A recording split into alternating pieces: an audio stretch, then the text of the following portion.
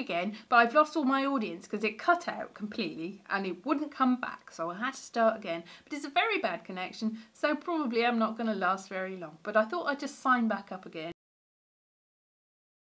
I'm a sort of sticker at things, even when I probably shouldn't. I stick at things.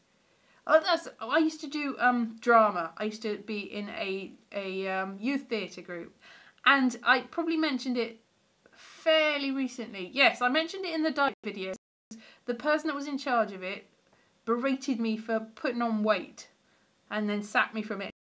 He said to me about the same time, "You keep trying at things, don't you, Elise?" And I'm like, "Yes, I keep trying at things," all like eager and happy. And then he said, "You shouldn't, because you're useless. You should just give up." And I didn't. So he sacked me from the role because he was horrible. I tell you something else that happened, which was pretty horrible. We had this sort of imagination exercise, and we all lay down, and he was like, "Imagine this, imagine that." And he was like, "Imagine that there's a match in your hand, and it's burning and burning and it's burning." And he's like, "And I'm going to come around, I'm going to touch your hand, I'm going to touch everybody's hand, and then you have to imagine the match burning." And he touched my hand, and it was like, because it really hurt, and I was like, "Oh my God." And then we got up and he was like, "Ha! I did actually burn your hand with a match." And I was like, so he was a horrible man. So don't do drama in youth theatre is the answer to that. Just give up. That's probably the answer to all of that. So now I'm not going to get my audience back. You all left me because it looked like I'd finished. And I hadn't finished. Because I don't give up. I never give up. Never surrender. I just keep on going. Even to the bitter end when there's nobody watching and nobody cares. That's the story of my life, really. Again, again, again. That's what I call this video. Again, again. Again, again, again, again, again, again, again, again. Anyway, so what I'm probably going to do this evening is carry on talking until somebody comes back and talks to me. So this is another live video. It's a live video and it's Tuesday. It's still Tuesday. But by the time anyone watches this, it won't be Tuesday anymore because nobody's watching it now. So if anyone watches it, it'll probably be at a later date. A later date, not now. Yes. So look at the stair carpet. You can't see how dusty that stair carpet is, can you? I should probably do more cleaning. I'm not very good at cleaning. I can admit that. Cleaning and me don't go well together.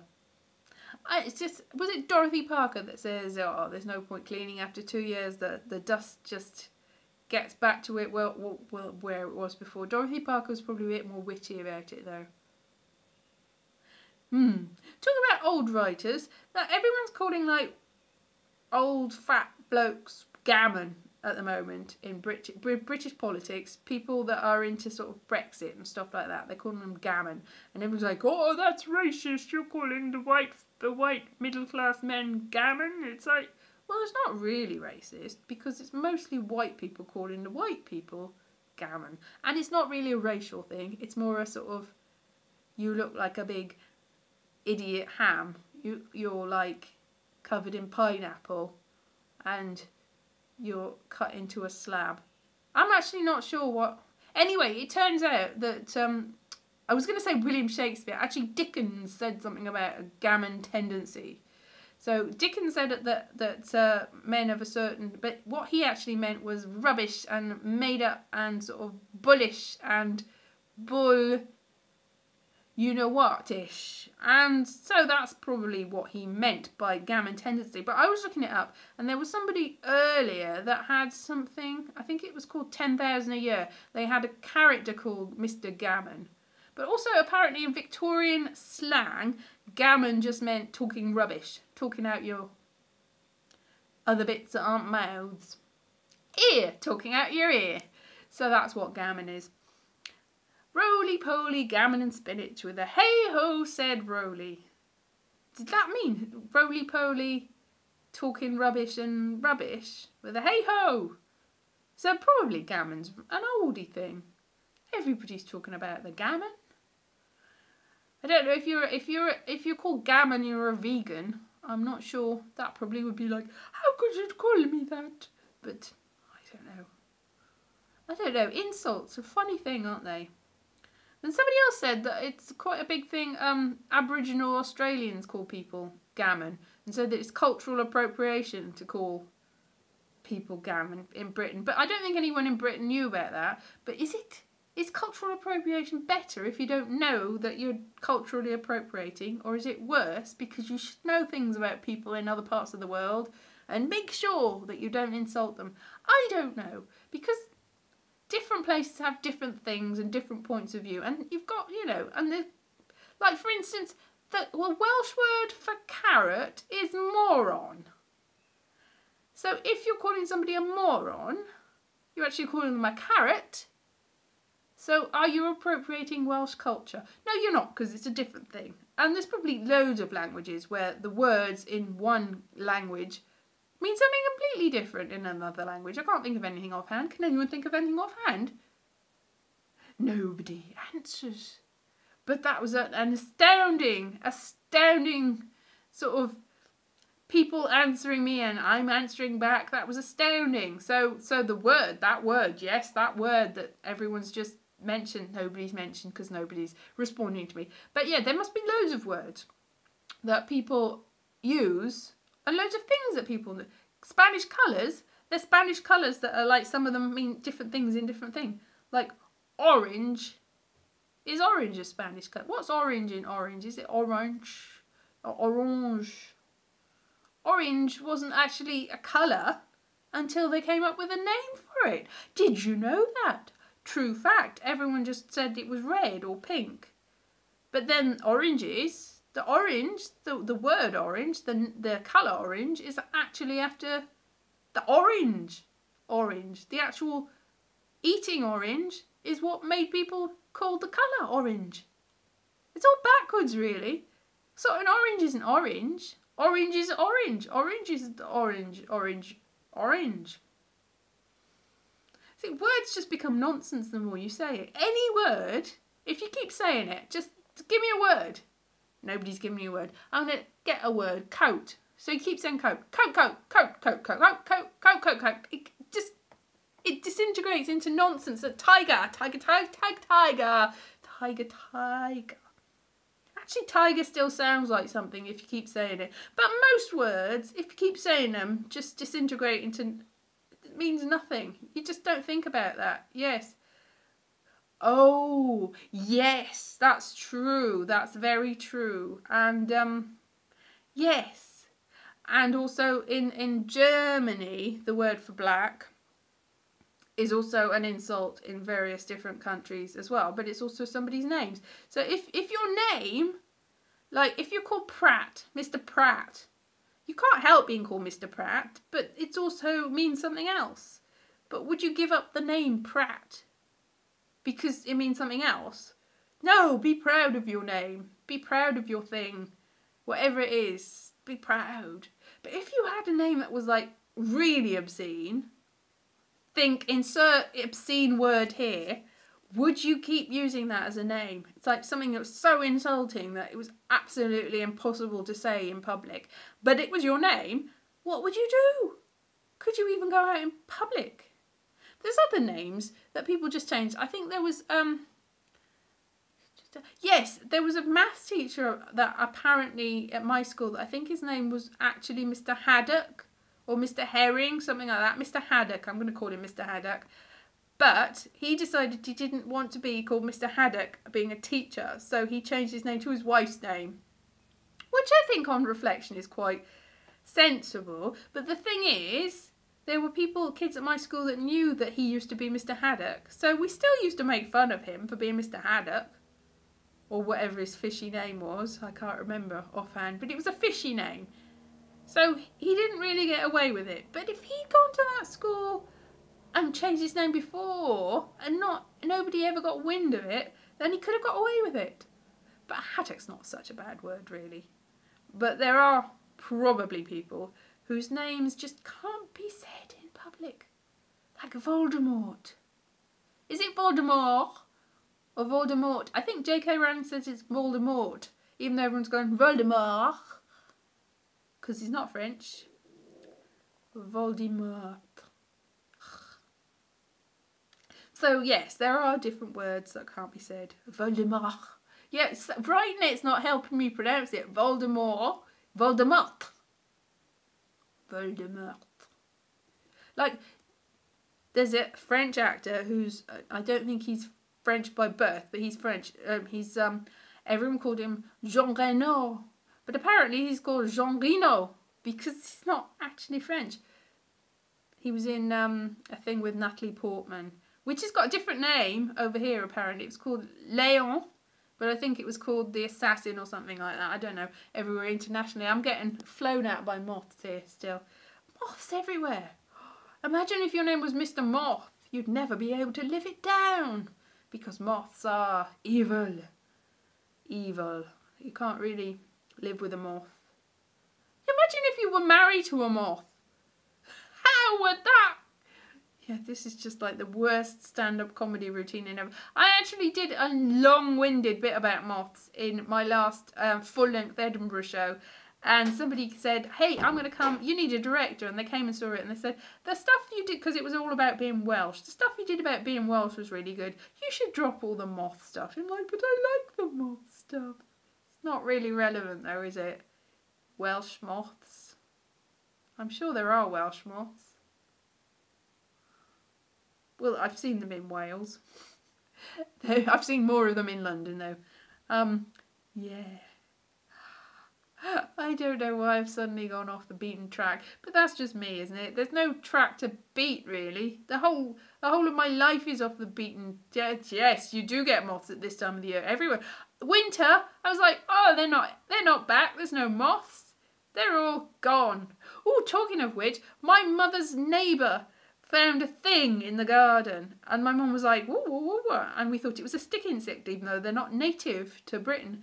But then she posted a video of it and we're like, what is that? And it turned out to be an inchworm, which I've never seen before. I do know the song from the Hans Christian Andersen. Yeah, the inchworm, which is it's a moth's caterpillar. There's a message retracted, Voldemort. I can remember what it said. Message retracted, so you've retracted Voldemort. Yes, that's very Harry Pottery then.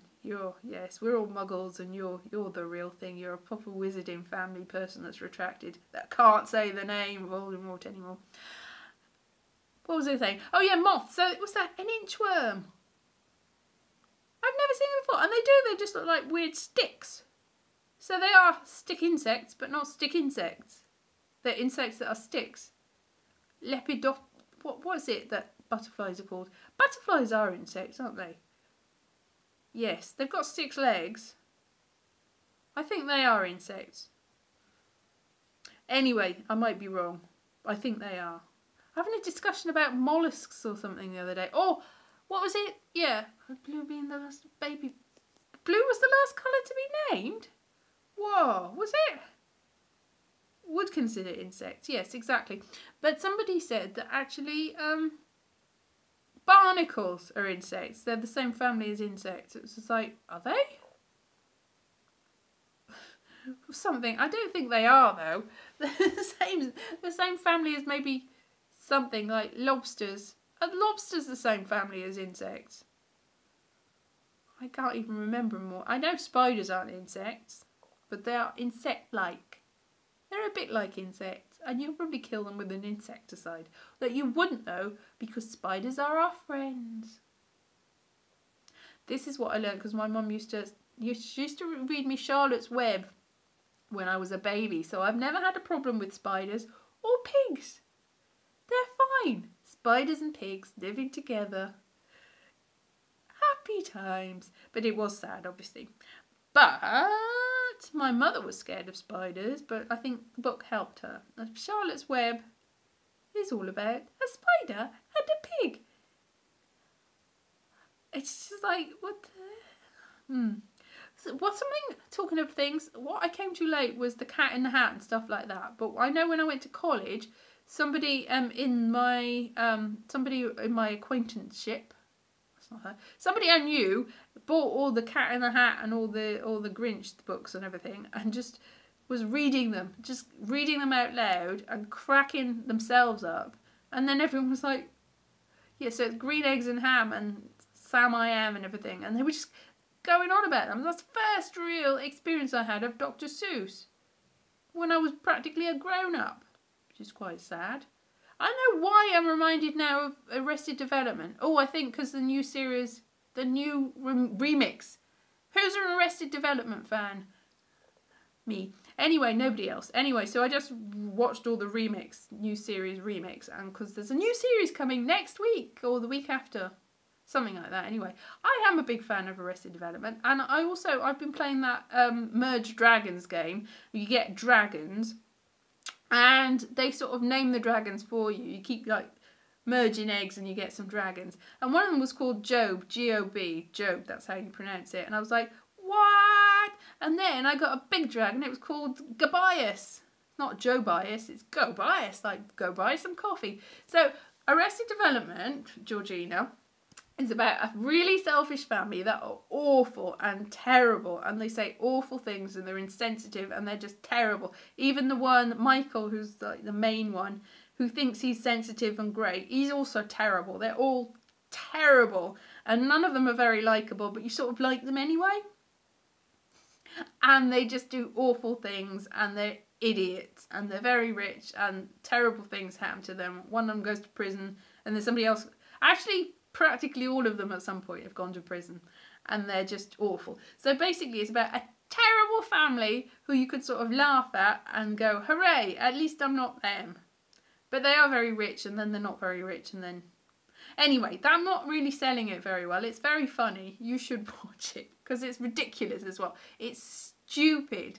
It is so... It's not surreal. It's just... It's like on the verge of being surreal, because nothing that's not realistic. It is a comedy. It's nothing that's not realistic, but it's not realistic at all, if you know what I mean. It's just like... Because I think there probably are people like that. They're just so... It's like... They're awful people. So yes, it's comedy.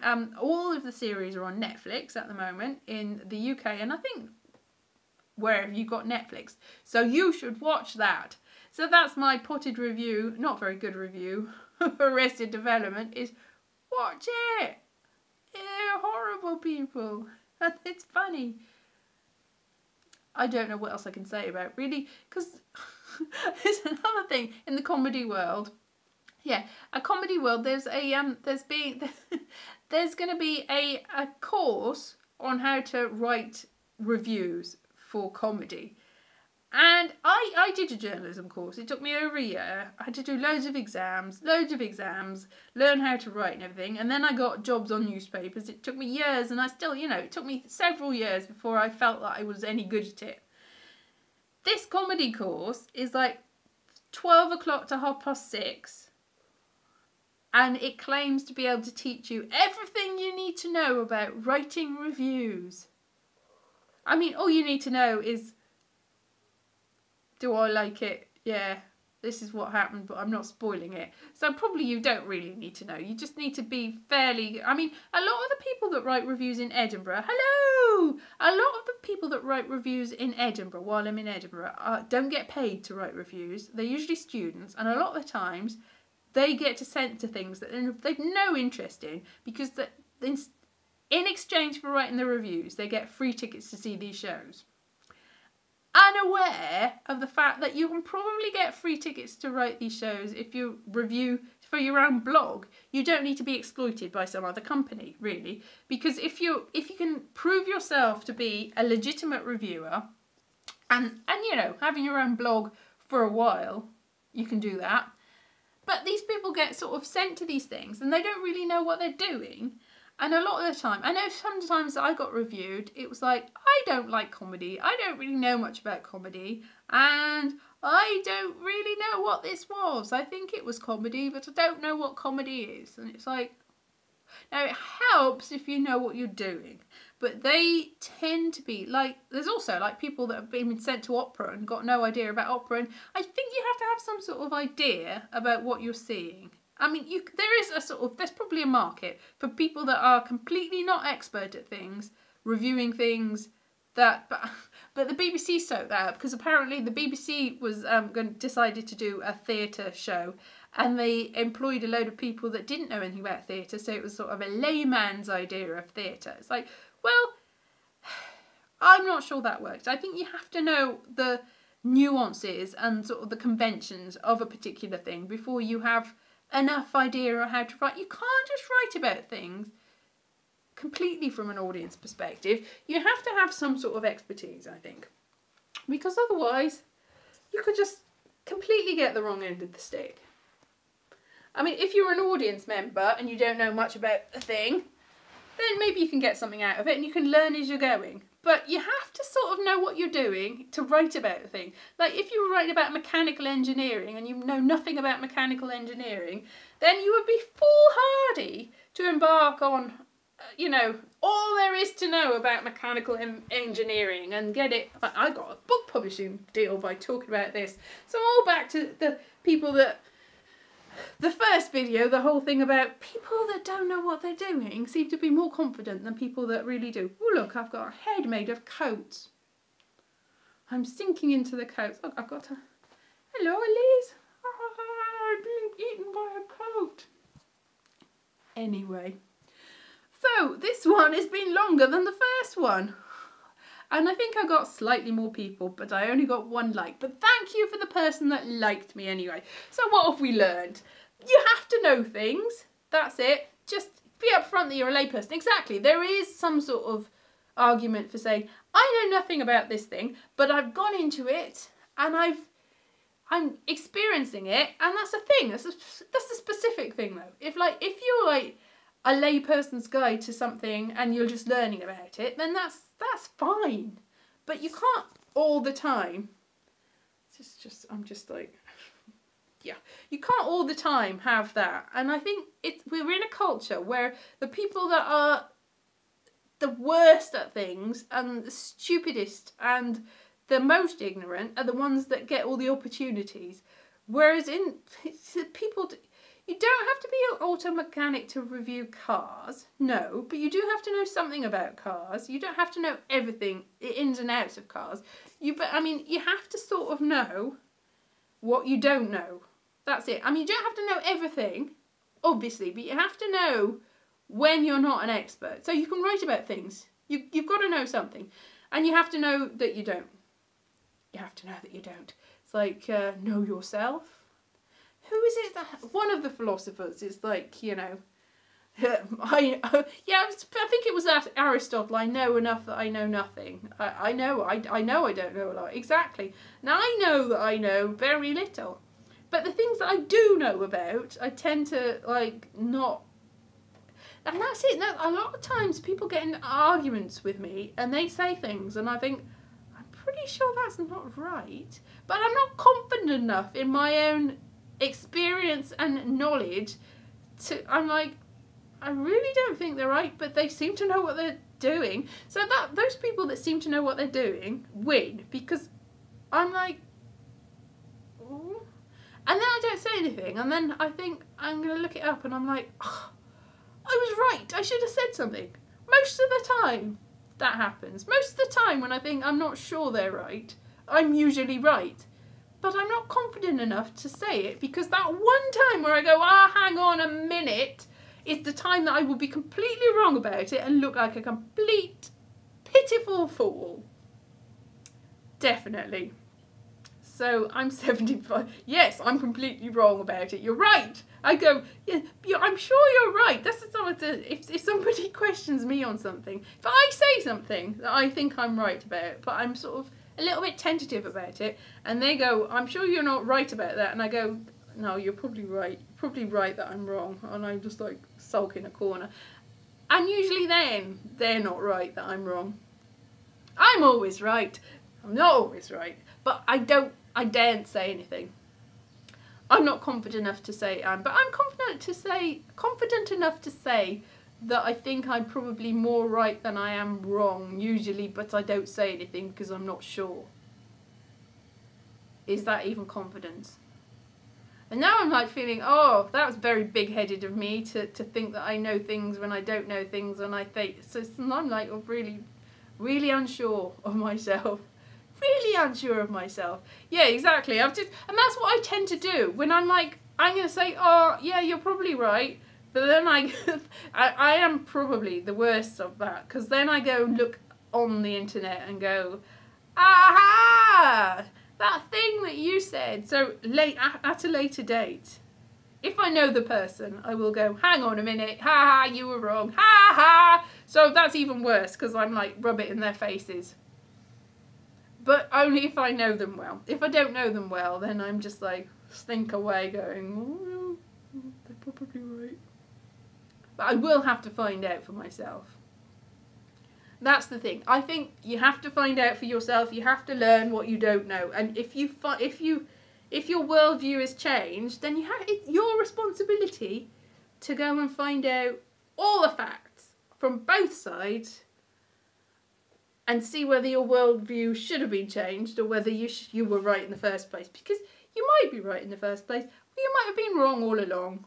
Or you might have something, wow, you go, that's changed my perspective. I was wrong all these years. And you have to admit that sometimes you are wrong all these years. And everyone has misconceptions and they cling to them.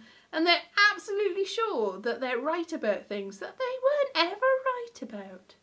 And you have to know when to quit. So what I'm going to do now is quit while I'm ahead. So it's been very nice talking to you. Thank you for coming back to me, people that came back to me. And thank you for joining me, people that weren't with my first. I did do 2 tonight because I cut out after the first one. So these are 2 very long ones. And I'm going to try and be better at making videos. And I will make some soon. I'm not sure how soon. But also I'm doing a collaboration video with the singing. I mentioned that. And I'm doing some other things too. So I will see you anon. Bye bye.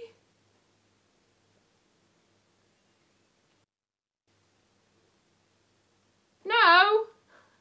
Bye. Just got here. Hang on, I'll just say goodnight for you. Oh no, you just got here. There's going to be another one Saturday.